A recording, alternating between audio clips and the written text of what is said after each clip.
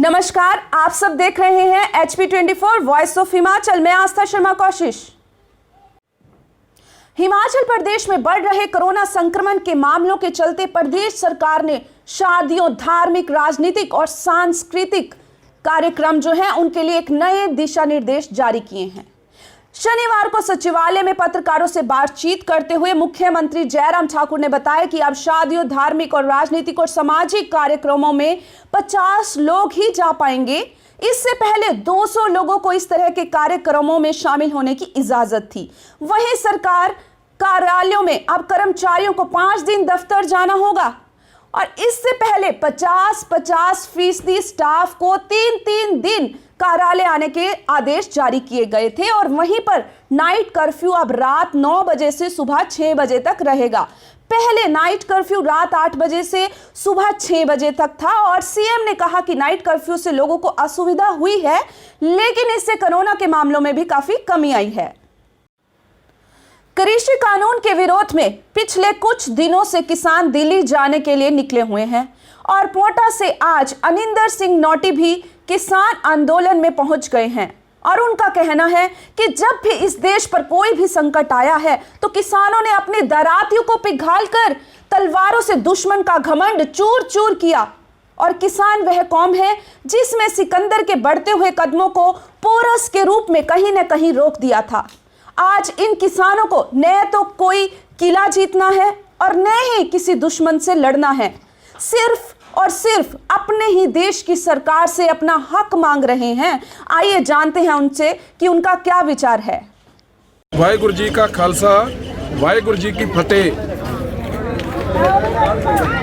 ਅੱਜ 8 ਤੋਂ 10 ਲੱਖ किसान मैं दोहरा रहा विश्वास करन, क्योंकि शायद बहुत से मीडिया चैनल ये नहीं दिखा रहे, लेकिन 8 ਤੋਂ 10 ਲੱਖ जो किसान है अपने हक की लड़ाई के वास्ते दिल्ली नूं जाण वाले 3-4 रस्तियां नूं इस वेले जाम करके बैठा। और ये उही जिमीदार है जिस दे नाल पिछले कई सालों तो धक्का हो रहा सी, कदे MSP के नाम ते, कदे स्वामीनाथन कमीशन के नाम ते। और हुण किसान दे सबर की सीमा उस वेले टुट गई जिस वेले किसान ने जो मंगिया नहीं, किसान ने जो डिमांड नहीं की, उस तो बावजूद एक कृषि बिगाड़ बिल, केंद्र की सरकार कहती है कृषि सुधार बिल, किसान कह रहा है कृषि बिगाड़ बिल ने। इन्हां 3 बिलों के माध्यम नाल जो जिमीदार की गर्दन अदानी और अंबानी जैसे बड़े पूंजीपतियों के हाथ में फड़ाउण दी ये केंद्र की सरकार ने जो कोशिश की है, उस कोशिश के खिलाफ ये जो 8-10 लाख जिमीदार अज दिल्ली दे मैं कहूँगा लाल किले नूं चारों तरफ तो घेर के बैठा, ये उही जिमीदार है। केंद्र की सरकार नूं समझना चाहिए, ये उही जिमीदार है पंजाब हरियाणे का जिन्हें अपनियां दातियां पिघला के ओदियां किरपाना बना के इस देश की रखिया करी है। ये उही है जिन्हें अद्धी दुनिया जित चुके सिकंदर नूं पोरस के रूप च ते उहदे नाल खड़ी फौज यही जिमीदारां दे ने सिकंदर नूं खाली हथ मकदूनिया वापस भेजिया सी। ये उही महाराजा रणजीत सिंह की फौज है जिस फौज ने हरी सिंह नलवा, शाम सिंह अटारी वाला, वजीर राम सिंह पठानिया ऐजे योद्धियां दे नाल हिंदू कुश दियां पहाड़ियां अफगानिस्तान तक ते जाके झंडा फहराया।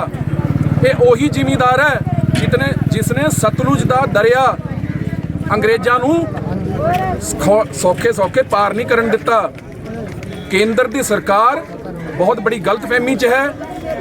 ये वो जुझारू किसान है जिसने 70 साल 1965 तो लैके जब इस देश च खाण नूं अनाज नहीं सी, जब इस देश च समुद्री जहाज़ां च 7-7 दिन का राशन भी डिस्ट्रेस कॉल करके अमरीका तो बुलाया जाता सी। ये वो किसान है जिसने जब डॉक्टर नॉर्मन बोरलॉग नूं पंजाब एग्रीकल्चर यूनिवर्सिटी च लिया के डॉक्टर MS रंधावा दे नाल जिम्मेदारी दी बई नवें हाईब्रिड बीज कड्डो, कणक की कमी है, इस देश च अनाज की कमी है।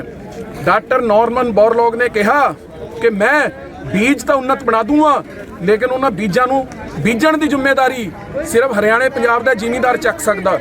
1965 तो जी ग्रीन रेवोल्यूशन हरित क्रांति आई, 2% आबादी ਤੇ 2% ਧਰਤੀ ਦਾ ਪੰਜਾਬ 1965 ਤੋਂ ਲੈ ਕੇ ਅੱਜ ਤੱਕ ਸੈਂਟਰਲ ਪੂਲ 'ਚ 90% ਆਪਣੀ ਹਿੱਸੇਦਾਰੀ ਪਾਉਂਦਾ ਰਿਹਾ। ਪੂਰੇ ਦੇਸ਼ ਦੇ ਡਿਪੂਆਂ 'ਚ ਜਿਹੜਾ ਰਾਸ਼ਨ ਅੱਜ ਵੰਡਿਆ ਜਾਂਦਾ ਉਹਦਾ 90% ਹਿੱਸਾ ਕੱਲੀ 2% ਦੀ ਪੰਜਾਬ ਦੀ ਧਰਤੀ ਦਿੰਦੀ ਰਹੀ ਆ। ਹਰਿਆਣੇ ਨੇ ਉਹਦਾ ਸਾਥ ਨਿਭਾਇਆ, ਕੁਝ ਪੱਛਮੀ ਉੱਤਰ ਪ੍ਰਦੇਸ਼ ਨੇ ਉਹਦਾ ਸਾਥ ਨਿਭਾਇਆ। 70 ਸਾਲ ਜਦ 15 ਸਾਲ ਨੌਕਰੀ ਕਰਨ ਤੋਂ ਬਾਅਦ ਇੱਕ ਫੌਜੀ ਨੂੰ ਪੈਨਸ਼ਨ ਦਿੱਤੀ ਜਾ ਸਕਦੀ ਹੈ ਤਾਂ 70-80 ਸਾਲ ਇਸ ਦੇਸ਼ ਦਾ ਢਿੱਡ ਪਾਲਣ ਵਾਲੇ ਕਿਸਾਨ ਨੂੰ ਪੈਨਸ਼ਨ ਕਿਉਂ ਨਹੀਂ ਦਿੱਤੀ ਜਾ ਸਕਦੀ? ਉਸ ਕਿਸਾਨ ਦੇ ਨਾਲ ਸਰਕਾਰ ਨੂੰ ਖੜਨੇ ਨੂੰ ਕੀ ਦਿੱਕਤ ਹੈ? ਜਿਹਨੇ ਆਪਣੀ ਮਿੱਟੀ ਖਰਾਬ ਕਰ ਲਈ, ਜਿਹਨੇ ਆਪਣੀਆਂ ਫਸਲਾਂ ਖਰਾਬ ਕਰ ਲੀਆਂ, ਜਿਹਨੇ ਆਪਣੇ ਫੇਫੜੇ ਗੁਰਦੇ ਖਰਾਬ ਕਰ ਲਏ, ਜਿਹਨੂੰ ਕੈਂਸਰ ਹੋ ਗਿਆ, ਅੱਜ ਸਰਕਾਰ ਉਸ ਤੋਂ ਮੂੰਹ ਫੇਰਨੇ ਨੂੰ ਫਿਰ ਰਹੀ ਆ। ਇਹ ਅਹਿਸਾਨ ਫਰਾਮੋਸ਼ੀ ਹੈ, ਸਰਕਾਰ ਦੀ ਅਹਿਸਾਨ ਫਰਾਮੋਸ਼ੀ ਹੈ। ਇਹ ਅਹਿਸਾਨ ਫਰਾਮੋਸ਼ੀ ਕਾਮਯਾਬ ਨਹੀਂ ਹੋਣ ਦਿੱਤੀ ਜਾਏਗੀ। ਕਿਸਾਨ ਨੂੰ ਕਿਸਾਨ ਦਾ ਹੱਕ ਮਿਲਣਾ ਚਾਹੀਦਾ। ਅਸੀਂ ਕਿਸੇ ਕਰਮਚਾਰੀ ਦੇ ਵੀ ਵਿਰੋਧ 'ਚ ਨਹੀਂ, ਲੇਕਿਨ ਸਾਨੂੰ 1972 ਤੋਂ ਲੈ ਕੇ 236 ਗੁਣਾ ਤਨਖਾਹ ਵਧੀ ਆ ਸਰਕਾਰੀ ਕਰਮਚਾਰੀਆਂ ਦੀ। ਅਸੀਂ ਖੁਸ਼ ਹਾਂ ਸਰਕਾਰੀ ਕਰਮਚਾਰੀ ਤਰੱਕੀ ਕਰੇ ਤੇ ਜ਼ਿਮੀਂਦਾਰ ਦੀ ਆਮਦਨ ਉਸ ਅਨੁਪਾਤ 'ਚ 30 ਗੁਣਾ ਵੀ ਨਹੀਂ ਵਧੀ। ਇਹ ਬਹੁਤ ਚਿੰਤਾ ਦਾ ਵਿਸ਼ੇ ਹੈ। ਇਸ ਦੇਸ਼ ਦੀ 80% 85% ਆਬਾਦੀ ਅੱਜ ਵੀ ਪਿੰਡਾਂ 'ਚ ਹੈ। ਸਰਕਾਰ ਅਗਰ ਚਾਹੁੰਦੀ ਆ ਪਿੰਡਾਂ 'ਚ ਹੀ ਰਹੇ, ਉਹ ਕਿਸਾਨੀ ਨਾਲ ਜੁੜਿਆ ਰਹੇ। ਜੋ ਸਭ ਤੋਂ ਇਮਾਨਦਾਰ ਇਸ ਧਰਤੀ ਦਾ ਪੇਸ਼ਾ ਹੈ, ਜਿਸ 'ਚ ਕੋਈ ਮਿਲਾਵਟ ਨਹੀਂ, ਜਿਸ 'ਚ ਕੋਈ ਰਿਸ਼ਵਤ ਨਹੀਂ, ਜਿਸ ਦੇ ਅੰਦਰ ਕਿਸੇ ਵੀ ਤਰ੍ਹਾਂ ਦੀ ਬੇਈਮਾਨੀ ਨਹੀਂ, ਉਹ ਹੈ ਕਿਸਾਨ ਦੀ ਕਿਸਾਨੀ। ਇਸ ਦੁਨੀਆ ਦਾ ਸਭ ਤੋਂ ਜੋ ਖੂਬਸੂਰਤ ਕੋਈ ਸ਼ਸਤਰ ਹੈ ਉਹ ਹੈ ਕਿਸਾਨ ਦਾ ਹਲ, ਉਹਦਾ ਟਰੈਕਟਰ, ਉਹਦੀ ਟਰਾਲੀ, ਉਹਦਾ ਹੈਰੋਂ, ਉਹਦੇ ਖੇਤੀ ਦੇ ਔਜ਼ਾਰ। ਉਹਨਾਂ ਔਜ਼ਾਰਾਂ ਨੂੰ ਉਹ ਜੋ ਸ਼ਾਂਤੀ ਦੇ ਸ਼ਸਤਰ ਨੇ, ਇਹ ਉਹ ਸ਼ਸਤਰ ਨੇ ਜੋ ਪੇਟ ਭਰਦੇ ਨੇ। ਕਿਸਾਨ ਨੂੰ ਮਜਬੂਰ ਨਾ ਕੀਤਾ ਜਾਏ ਵੀ ਕਿਤੇ ਇਹਨਾਂ ਨੂੰ ਪਿਘਲਾ ਕੇ ਉਹ ਦੁਬਾਰਾ ਇਹਨਾਂ ਦੀਆਂ ਤਲਵਾਰਾਂ ਬਣਾ ਲੇ। ਇਹ ਕਿਸਾਨ ਲੜਨਾ ਨਹੀਂ ਚਾਹੁੰਦਾ। ਇਹ ਕਿਸਾਨ ਅੱਜ ਕੋਈ ਕਿਲਾ ਜਿੱਤਣ ਨਹੀਂ ਚੱਲਿਆ। ਇਹ ਕਿਸਾਨ ਅੱਜ ਕੋਈ ਮੋਰਚਾ ਫਤਿਹ ਕਰਨ ਨਹੀਂ ਚੱਲਿਆ। ਇਹ ਜ਼ਿਮੀਂਦਾਰ ਸਿਰਫ ਆਪਣੇ ਦੇਸ਼ ਦੀ ਹੀ ਸਰਕਾਰ ਤੋਂ ਇਨਸਾਫ ਮੰਗਣ ਚੱਲਿਆ।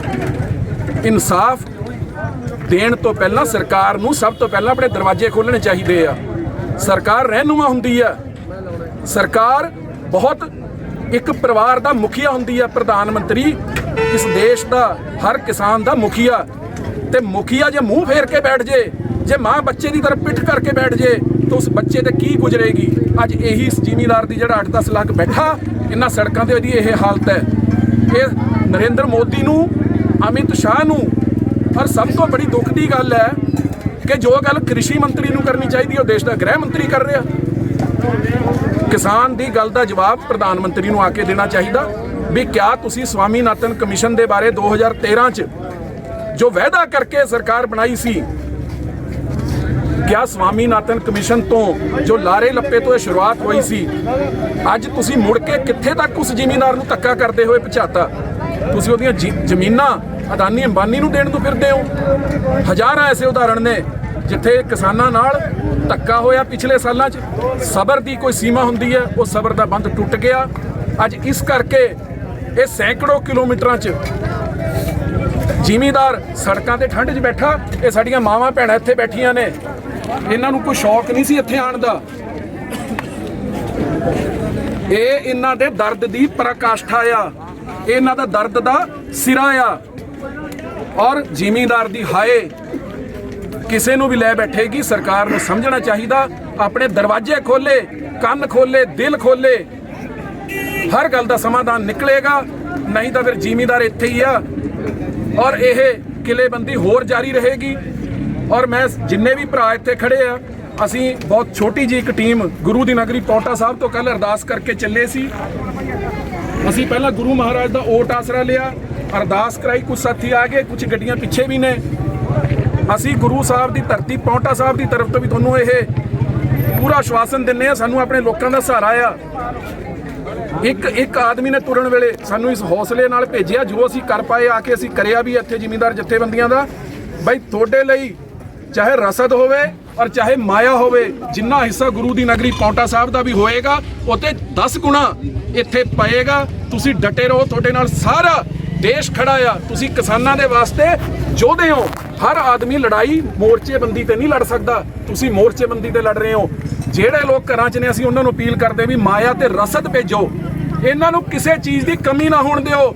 ਇਹ ਉਹ ਸਿਪਾਹੀ ਨੇ ਜਿਹੜੇ ਯੁੱਧ ਦਾ ਐਲਾਨ ਕਰ ਰਹੇ ਆ, ਯੁੱਧ ਲੜ ਰਹੇ ਆ, ਔਰ ਘਰੋਂ ਬੈਠੇ ਜਿਵੇਂ ਆਰਮੀ ਨੂੰ ਰਸਦ ਜਾਂਦੀ ਹੈ, ਇਹਨਾਂ ਨੂੰ ਰਸਦ ਦੀ, ਮਾਇਆ ਦੀ, ਖਜ਼ਾਨੇ ਦੀ, ਪਿਆਰ ਦੀ ਕੋਈ ਕਮੀ ਨਾ ਹੋਣ ਦਿਓ। ਵਾਹਿਗੁਰੂ ਜੀ ਕਾ ਖਾਲਸਾ, ਵਾਹਿਗੁਰੂ ਜੀ ਕੀ ਫਤਿਹ। ਕਿਸਾਨ ਏਕਤਾ ਜਿੰਦਾਬਾਦ ਜਿੰਦਾਬਾਦ ਜਿੰਦਾਬਾਦ, ਕਿਸਾਨ ਏਕਤਾ ਜਿੰਦਾਬਾਦ ਜਿੰਦਾਬਾਦ ਜਿੰਦਾਬਾਦ। ਵਾਹਿਗੁਰੂ ਜੀ ਕਾ ਖਾਲਸਾ, ਵਾਹਿਗੁਰੂ ਜੀ ਕੀ ਫਤਿਹ। सरकार मुर्दाबाद। पिया तो कैसा अभिमान, पिया तो बीती यादों से नाता सहेजना सीखा, हाथ थाम कर जिनके चलना सीखा, गिरने लगती जब तो उनसे संभलना सीखा। पिया तो कैसा अभिमान, उनकी डांट से खुद को तराशना सीखा। पिया तो